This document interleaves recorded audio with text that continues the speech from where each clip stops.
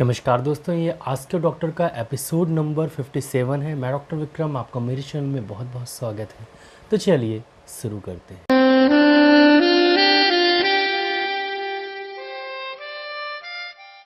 दोस्तों, आज के डॉक्टर में मैं उन क्वेश्चंस के आपको आंसर देता हूं जो आप यूट्यूब में मैसेज सेक्शन में मैसेज करते हैं और जो बहुत ही इंपॉर्टेंट क्वेश्चंस होते हैं। मुझे लगता है कि उससे आपको कुछ नॉलेज मिलेगा, तो उन क्वेश्चंस के मैं आपको आंसर देता हूं। सबसे पहला क्वेश्चन है सुभाष के सिंह जी की तरफ से। वो पूछ रहे हैं कि दो पोटेंसी एक ही मेडिसिन की, एक ही होम्योपैथिक मेडिसिन की दो पोटेंसी एक साथ यूज़ नहीं कर सकते। ये बिल्कुल सत्य है कि दो पोटेंसी एक साथ आप यूज़ करते हैं तो एक दूसरों को वो एंटीडोट कर देती है और आपको अच्छे से असर उस मेडिसिन का नहीं मिलता। लेकिन अगर आप मदर टिंचर यूज़ करते हैं उसी मेडिसिन का और उसी समय आप डाइल्यूशन यूज़ करते हैं तो आपको अच्छे रिजल्ट्स मिलेंगे। कैसे, मैं आपको बताता हूँ। एक एग्ज़ाम्पल देता हूँ कि आपके कमर में बहुत ज़्यादा दर्द है और आपको शियाटिका की प्रॉब्लम है, लक्षण आर्निका से मिल रहे हैं। आर्निका 200 2 बूंद सुबह 2 बूंद शाम को आप यूज़ कर रहे हैं, लेकिन आराम है, लेकिन उतना नहीं है जितना होना चाहिए। दर्द में उतना आराम नहीं है। अगर आप आर्निका 200 के साथ साथ आर्निका मदर टिंचर भी लेंगे तो और अच्छे रिजल्ट्स आपको मिलेंगे। तो साथ ही में आप आर्निका मदर टिंचर 20 बूंद आधे कप पानी में दिन में 3 बार, गुनगुने पानी में दिन में 3 बार यूज़ करिए। और इससे क्या होगा कि जो एक्यूट पेन है, जो बहुत ज़्यादा दर्द हो रहा है, उसमें तुरंत आराम लग जाएगा। और जो आर्निका 200 चल रही है वो शियाटिका धीरे धीरे धीरे धीरे पूरी तरीके से ठीक कर देगी। तो ऐसे आप मदर टिंचर और डाइल्यूशन भी यूज़ कर सकते हैं। अगर ज़रूरत पड़े तो उसी मेडिसिन का डाइल्यूशन और उसी मेडिसिन की मदर टिंचर आप यूज़ कर सकते हैं। तो बहुत दिनों पहले मैंने एक वीडियो अपलोड किया था खांसी के ऊपर और R9 के ऊपर। दोस्तों, R9 डॉक्टर रैकवैक की ड्रॉप है जो कि बहुत ही इफ़ेक्टिव मेडिसिन है खांसी के लिए, ब्रोंकाइटिस के लिए, ब्रोंकाइटिस के लिए। दोस्तों, इसी के अंदर एक सवाल आया है इस्फाक अहमद जी की तरफ से और पूछ रहे हैं कि क्या ये मेडिसिन R9 मेडिसिन बच्चे भी यूज़ कर सकते हैं खांसी के लिए। बिल्कुल, बच्चे भी यूज़ कर सकते हैं। और वो पूछ रहे हैं कि 5 साल तक के बच्चे यूज़ कर सकते हैं। बिल्कुल यूज़ कर सकते हैं। अगर आप R9 देते हैं बच्चे को तो आप लगभग 10 से 15 बूंद एक चम्मच पानी में आप डाल के दिन में 3 से 4 बार दीजिए। लगभग 5 से 6 दिन के अंदर खांसी पूरी तरीके से ठीक हो जाती है। दोस्तों, मैंने लगभग 1-1.5 साल पहले एक वीडियो अपलोड किया था एंड्रोजेनिक एलोपेशिया की।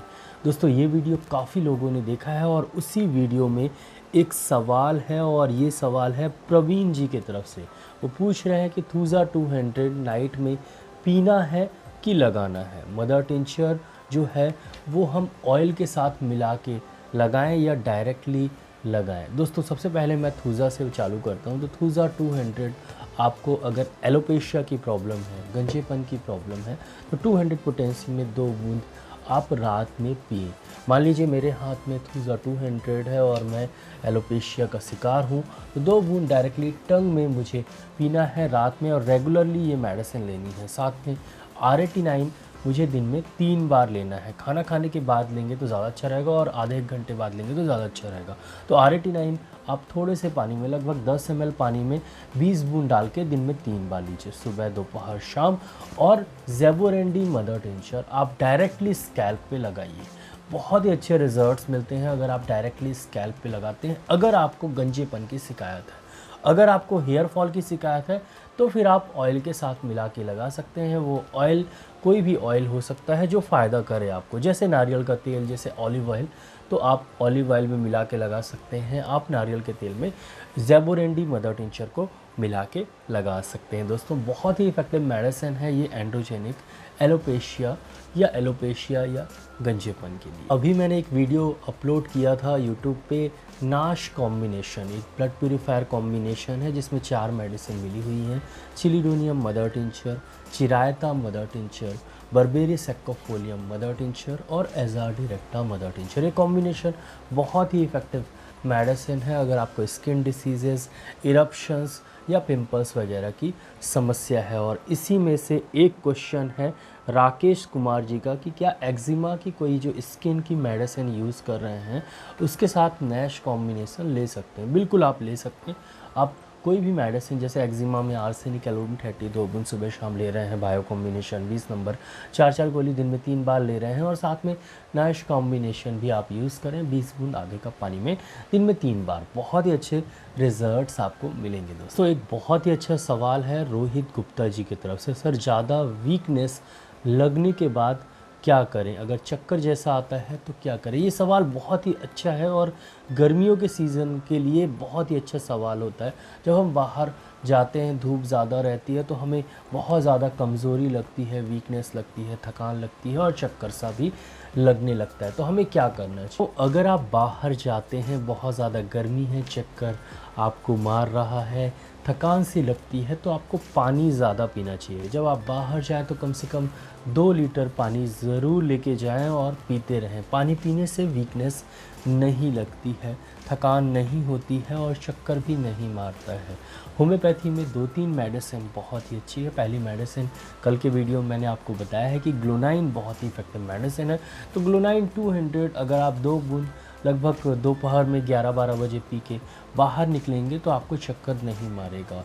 और जेलसीमियम बहुत ही इफेक्टिव मेडिसिन है, तो जेलसीमियम आप रख सकते हैं जेब में, ग्लोब्यूल्स में बना लीजिए। बहुत ही आसान तरीका होता है, 1 ग्राम की ग्लोब्यूल्स, वो जिसको आप साबूदाने वाली गोली और मीठी गोली बोलते हैं, उसमें लगभग जेलसीमियम 200 लगभग 10 से 15 बूंद आप डालिए और उसको आप अच्छे से हिला के जेब में रखिए और उसको आप 4 गोली सुबह शाम चूसते रहिए। बहुत ही इफ़ेक्टिव मेडिसिन है वीकनेस के लिए समर में और चक्कर के लिए समर में। जेलसीमियम और ग्लोनाइन बहुत ही अच्छे रिजल्ट्स आपको मिलेंगे दोस्तों। अभी एक मैंने लंबर स्पॉन्डिलाइटिस पे वीडियो अपलोड किया था, आप लोगों ने देखा ही होगा, और उसमें एक राहुल जी का सवाल है कि अगर मुझे कमर का दर्द है और मुझे लंबर स्पॉन्डिलाइटिस नहीं है तो क्या मैं ये मेडिसिन ले सकता हूँ कमर के दर्द के लिए। अगर आप ये मेडिसिन लेते हैं जो मैंने लंबर स्पॉन्डिलाइटिस में बताई है, आपका दर्द ठीक हो जाएगा। एक सवाल है एमडी रज़ा जी की तरफ से, और वो पूछ रहे हैं कि आपने बहुत सारे वीडियो बनाए हैं और सब में आप 30CH 200CH के बारे में बात करते हैं, 30CH मेडिसिन के बारे में बताते हैं, 200CH मेडिसिन के बारे में बताते हैं। वो पूछ रहे हैं कि अगर मुझे 2.5 लगभग 2.5 साल से बड़े बच्चों को मेडिसिन देनी है तो 30CH में कितनी दवा देनी होगी। तो ये क्वेश्चन बहुत ही अच्छा है, और अगर आपके घर में बच्चे हैं और लगभग 2.5 साल से लेकर 10 साल के बच्चे हैं तो आप 1 बूंद दिन में, अगर मैंने 3 बार बताया तो 3 बार दीजिए। तो मैंने मोस्टली जो वीडियो में बताता हूँ वो 2 बूंद बताता हूँ, 2 बूंद दिन में 3 बार, तो उसे हाफ कर दीजिएगा, 1 बूंद दिन में 3 बार दीजिएगा। अगर बायोकेमिक मेडिसिन है तो मैं मोस्टली 6 गोली सुबह दोपहर शाम बोलता हूँ, तो उसे आप 4 गोली सुबह दोपहर शाम बच्चों को दीजिएगा। और मदर टिंचर अगर मैंने 20 बूंद बोली है तो उसे आप 10 बूंद थोड़े से पानी के साथ, और थोड़ा पानी ज़्यादा बढ़ा दीजिए क्योंकि मदर टिंचर जो है वो कड़वी होती है और बच्चे कड़वी पसंद नहीं करते हैं मेडिसिन। तो एक बार आप देंगे, दूसरी बार वो खाएंगे नहीं, तो आप थोड़ा सा पानी बढ़ा सकते हैं। तो जैसे मैं हाफ कप ऑफ वाटर बोलता हूँ तो आप फुल कप ऑफ वाटर में लगभग 10 बूंद दिन में 3 बार दे सकते हैं। बहुत ही अच्छे रिजल्ट्स बच्चों को मिलते हैं होम्योपैथिक मेडिसिन। एक बहुत ही अच्छा सवाल है नेस्टी IQ जी की तरफ से, doctor kindly explain how is the medicine which is more diluted is high potency in homeopathy. जो ज़्यादा डाइल्यूटेड होती है वो कैसे हाई पोटेंसी होती है होम्योपैथी में, and where is the one which is less diluted is consider as low potency in homeopathy. तो जो कम डाइल्यूटेड मेडिसिन होती है वो कैसे कंसीडर होती है लो पोटेंसी, और हाई जो डाइल्यूटेड रहती है वो कैसे कंसीडर होती है हाई पोटेंसी। दोस्तों होम्योपैथी में जो डाइल्यूशन होते हैं वो मटेरियलिस्टिक नहीं होते हैं, मतलब उसमें कितना मटेरियल डला हुआ है, कितना आर्निका मिला हुआ है, कितने % आर्निका है, ये मायने नहीं रखता है। मायने ये रखता है कि उसमें कितनी मॉलिक्यूलर एनर्जी है, और मॉलिक्यूलर एनर्जी को प्राप्त करने के लिए आपको पता होगा कि मॉलिक्यूल्स का टूटना बहुत ज़्यादा ज़रूरी होता है।